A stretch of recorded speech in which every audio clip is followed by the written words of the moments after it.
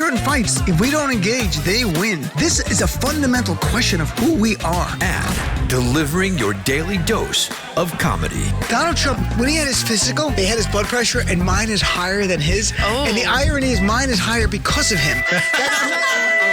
From the Blue Wave. We flipped. Enough seats to take control of the House. We control the House. To 2020 and beyond. This is the Dean Obeidallah Show on Sirius XM Progress, Channel 127.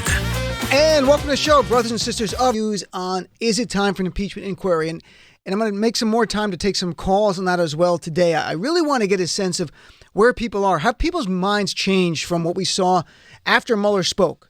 And especially if your mind was changed, like if you were not for impeachment inquiry or vice versa, now you're not for impeachment inquiry, whatever it might be. But interestingly, what Robert Mueller did yesterday is change the game. He destroyed the idea that there was not potential obstruction of justice because Robert Mueller could have simply came out and said 4 words: no collusion, no obstruction, bye-bye. Again, and I think alerted everyone in Trump world, and a line that historians will quote for years: do not have confidence that the president did not commit a crime. In fact, what he's saying is there's evidence that Trump committed a crime. He also said, I can't charge him to explore this. That's undisputed, he said that. I'm not going to play it again. We played it yesterday. So how did Trump respond today? Very oddly. And he also, I have to thank Trump for one thing, because he ends a talking point we've heard even from people on the left about Trump and impeachment. First of all, Trump tweeted this morning about 7:40 a.m. Eastern time, Russia, Russia, Russia. That's all you heard at the beginning of this to get elected. There's Trump admitting Russia helped him get elected. This is like in the old-time TV crime shows, like think Columbo or Matlock, where the suspect accidentally gives away that he committed the crime. Like, I didn't know there were bullets in the gun when I shot it at the guy. Whoops. You implicated yourself. People on Twitter went crazy. I went crazy. And so you've got Trump saying, I had nothing to do with Russia helping me get elected. So for the first time, Trump destroys the Russian hoax theory. He is admitting now, and from going forward, we're going to have in writing where he said, I had nothing to do with Russia helping me, obviously meaning Russia did help him, and he recognized that.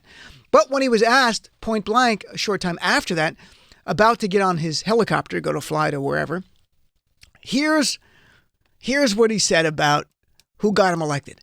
So here is, I'm cutting the sentence in half for a reason, just to make a point about Trump for a second. So here's Trump being asked about, here's clip number 1. No, Russia did not help me get elected. You know who got me elected? So I'm stopping it right there. Now, if you ask most elected officials who got me elected, what do you think they would say? Probably the people got me elected. The people of this great nation who came out and voted for me. That's the answer most normal human beings would say. That's what I would have said. Who got me elected? How did I get elected? It wasn't Russia. It was the good people of this country who voted on election day. But of course, that's not what Trump said when asked, who got me elected? What did Trump say? Clip number 2. I got me elected. There you go. I got me elected. It's always about Donald Trump. Everything. He does not even give credit to the 60 million plus Americans who voted for him. He is taking you for granted. If you're a Trumper and you're listening to this, he's not saying you got him elected. He's saying he doesn't work for you. He got himself elected. He's an entrepreneur. He answers to no one but himself. That's what he's saying. It's remarkable. And then Trump went off on this bizarre rant, first going after Robert Mueller, who he had just called a few weeks ago honorable man, literally used the term honorable man. And now, after that, he goes after Hillary in the media. And listen to this babble, this psychobabble. And listen carefully, because this is not edited. This is Trump melting down. This is Trump freaking out. Here's clip number 3. Russia, if anything, I think, helped the other side. What you ought to ask is this. Do you think the media helped Hillary Clinton get elected? She didn't make it. But you take a look at collusion between Hillary Clinton and the media. You take a look at collusion between Hillary Clinton and Russia. She had more to do in the campaign with Russia than I did. What? The media colluded with Hillary, but it didn't help her. She didn't win. What is that? That's just insanity. That's literally someone who is very desperate, doesn't sleep a lot. We know that. And I think, I'm not going to say he's mentally ill. They're clearly under a great deal of stress. This is greatly troubling him now. And he's just spinning it wildly, just saying anything, hoping that something sticks and that his state-run media at Fox News will tell him what the right thing was. He'll say 10 things and they go, you see what he said there? That's what he meant. And I think that's what we're at this point. He's just throwing things out there. And then what I love about this next comment, he talks about impeachment. They ask him, and it's hard to hear the question, but the question that's asked is, do you think you'll be impeached? And don't forget, we are told that Donald Trump wants to be impeached, right? We are told that Trump supporters want him to be impeached. I have Trump supporters tweeting me that. I even have people on the left who have bought into that bullshit that he wants to be impeached. He doesn't want to be impeached. And he finally answered that very clearly and very honestly about what he views as impeachment. So I want everyone to hear this very clearly when you hear Trump responding to, do you think they'll impeach you? Because if he wanted to be impeached, he would have said, bring it on. I'm ready. I'm not afraid of them. That's what someone says who wants to be impeached. Or I dare them to impeach me. That's not what he says, folks. Listen very carefully to what he said. Here's clip number 4.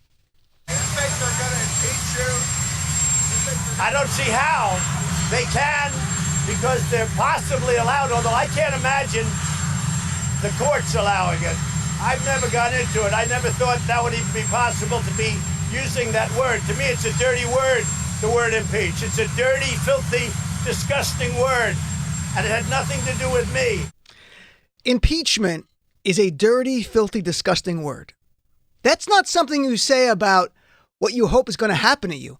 A dirty, filthy, disgusting word, unless he's dealing with maybe, one of his mistresses. That's maybe something he would use. That's probably a line in there and they're role playing. I don't want to get into it. Let's not think about that. Sorry. But a dirty, filthy, disgusting word, impeachment, he doesn't want to be impeached. Nobody wants to be impeached, folks. No president wants to be the third in the history of this great republic to be impeached. And that's what he's facing right now. He's freaking out. Dirty, filthy, disgusting word. So anybody, if you hear anyone on our side or on the right go, Trump wants to be impeached, you know that's not true. You know that's absolutely not true. You heard Trump go, impeachment's a dirty, filthy, disgusting word. And the theory, and I've said this before, that Trump would be helped by impeachment would be true if Donald Trump only had small amount of support in the GOP base. If, say, he had 50% support. Because what would happen is Democrats go to impeach him and the rest of the GOP rallies around him and he gets his approval rating up because the GOP comes home to defend him. In reality, as we all know, he has 85 to 90% of the GOP supporting him. So this doesn't work in this scenario. It does not. I'm telling you, this objectively does not help him. But then Trump went on to share with us what he's going to make his focus. And I want people to hear this carefully. Listen very carefully. This is not a game. This is what Donald Trump and the Foxers and Breitbart and America One and all the right-wing public outlets are going to make the focus going forward from now on. Here's clip number 5. A hoax. It was all a hoax. And then they say, gee, he fought back. Isn't that terrible? He fought back. Of course I fight back. Because it was a false accusation. A totally false accusation. And it's a disgrace.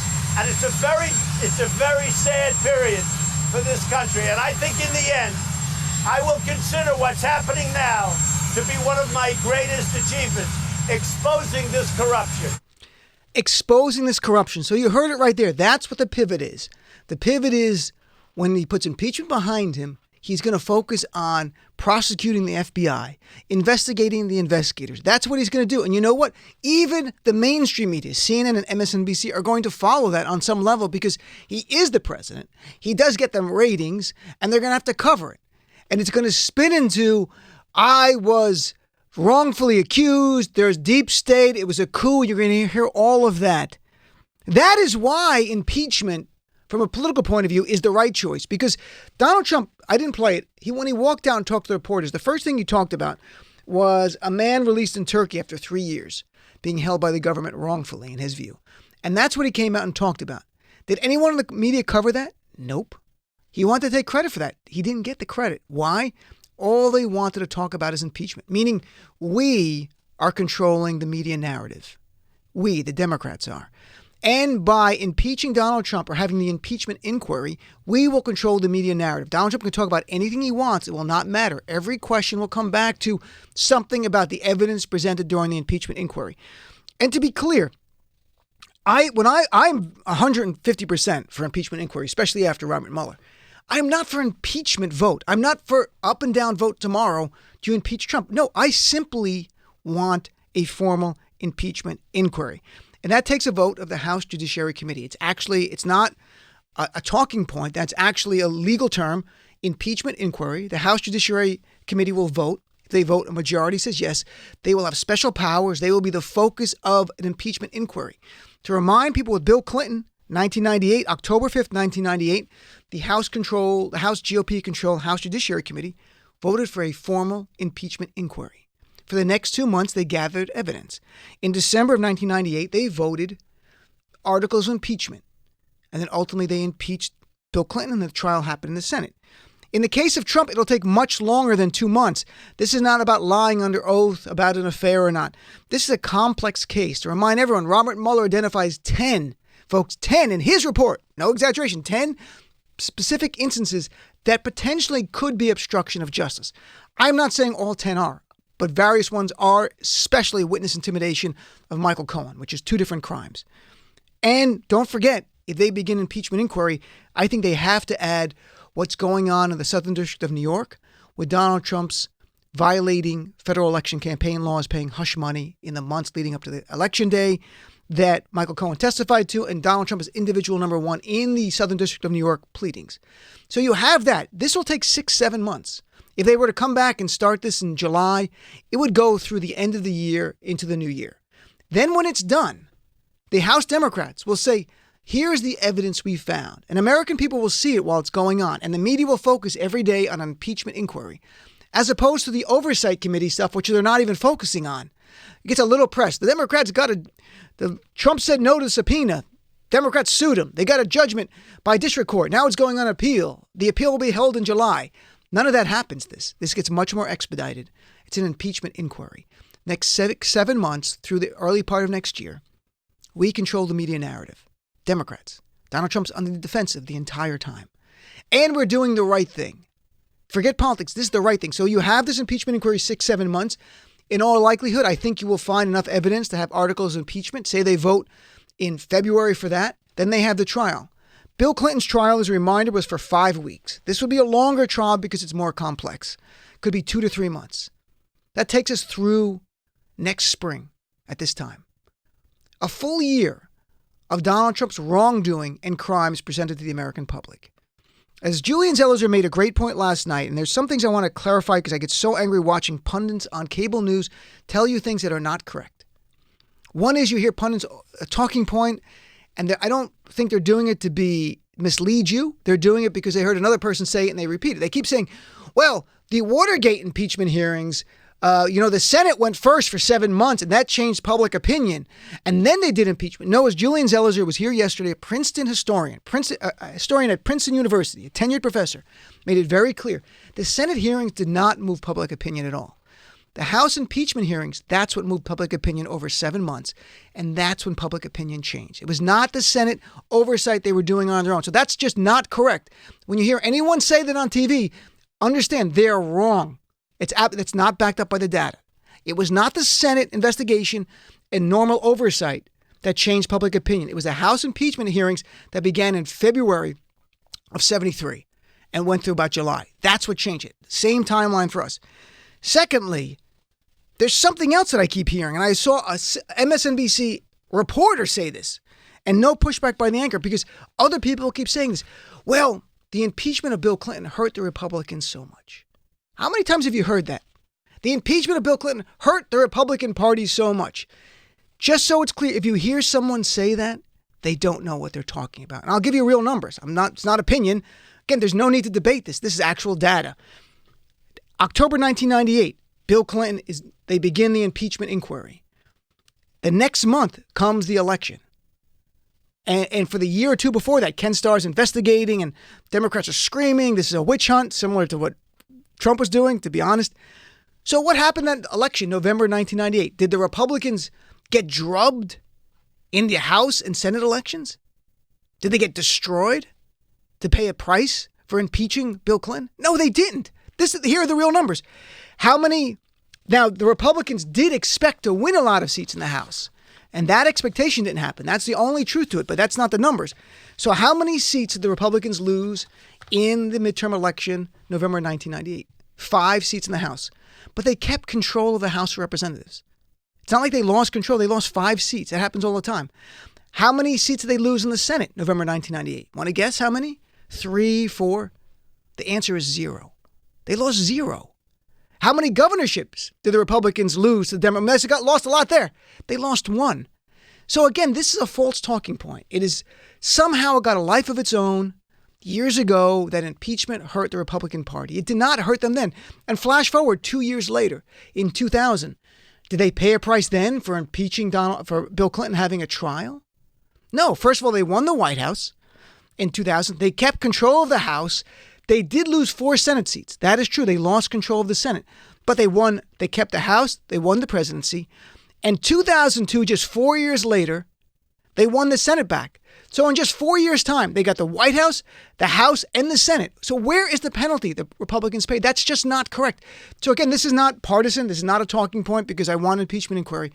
I want everyone to know when you hear people on cable news tell you Republicans got penalized for impeaching Bill Clinton, the numbers do not back that up.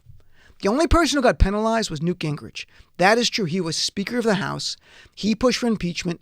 The Republicans did not do well in the November 1998 midterm elections. He resigned from Congress the next week. So Newt Gingrich didn't do well. Republicans did not suffer at all. That's just not true. So here we are. I don't know. I ask you, what more evidence? If you do not want an impeachment inquiry yet, and I respect all my fellow Democrats' views on this. I'm not here to debate you. I want to hear from you. But if you do not think we're ready for impeachment inquiry, you want to wait more. What more do you want? And if you want an impeachment inquiry, are we supposed to start pushing our Democratic leadership when they go back to Congress next week on this? And, we had Congressman Jamie Raskin on last night, who already is on board. I have Congresswoman Ilhan Omar coming up in an hour from now, 7:30 Eastern time. She's already on board. We'll talk to her about what more evidence has to be presented. But I want to hear from you. What do you want? And I just want to remind people, impeachment in the Constitution was heavily debated before it was actually enacted. And there were some founders who did not want impeachment in the Constitution. And others said, we need this. Famously, Elbridge Gerry from Massachusetts said that the person in office should be afraid of impeachment. It'll keep them on the straight and narrow, so to speak. And impeachment was considered so important by the framers. It was put in the Constitution before the contours of the presidency's power. So that's how important it was. The idea of being a check on the president for unlawfulness, for losing the public trust. That's what Alexander Hamilton said. Losing the public trust, that's when you do impeachment. And you violate the public trust. Has Donald Trump violated the public trust? Of course he has. So if the framers came back today like, you see this Trump guy? This is why we put it in the Constitution. So you have to have an impeachment inquiry. That's my view, but I want to hear your view. So let's take a break, come back. I have no guest at the top of the hour. It's just you. I'd love to hear from you. 866-997-4748. Be right back after this. The Dean Ovidala Show. Whoever's the next president, we should call them the 45th president of the United States. And this will go down